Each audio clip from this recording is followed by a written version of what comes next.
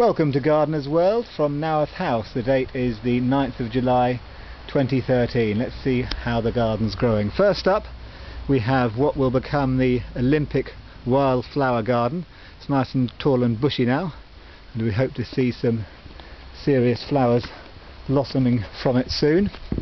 Around here we've got the herb garden, lavender obviously there, a bit of sage, thyme, salad burnet, two varieties of parsley, and some rather gone to seed chives, coriander and flatleaf parsley. A few strawberry plants which haven't quite broken forth yet. We look forward to eating them in due course.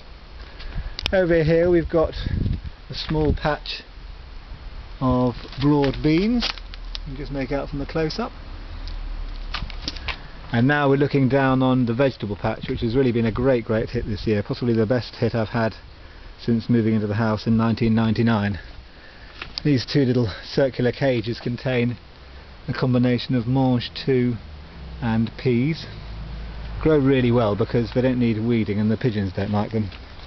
Got a couple of courgette plants. Never plant too many courgettes because I find they are very prolific. Got some lettuce that need to come out, some lettuce and radishes that soon need to be plucked and eaten, and we've got some wild rocket there. And then the crowning glory for this year, which is two cages made from canes and balls which contain my brassicas. The pigeons nibbled away at them and just nearly destroyed them in the early part of the summer, and I swore a lot. And although it's a real fiddle to have to take the nets off when you want to weed them, and I always get my foot caught in the net and swear a lot, it is worth it because the brassicas now have really blossomed. I've just removed a broccoli there which you're going to be enjoying in September time, and that's one which we'll be enjoying considerably sooner. Next door are some turnips, and next door to that we have a combination of curly purple kale, and next to it the brightly coloured chard. I'm not quite sure what you do with it or when you harvest it, but I suppose you steam it like everything else. It looks quite colourful and I think it's very good for you. That is the asparagus bed, a complete waste of time. It took a lot of maintenance for about 6 spears a year and I'm giving up. But actually lurking in the undergrowth are some strawberries, which the gardener must get around to weeding and harvesting because they look quite good. There you go. On this side we have some potatoes which have grown very well considering that they have to compete for water with that huge fir tree and also in its shadow.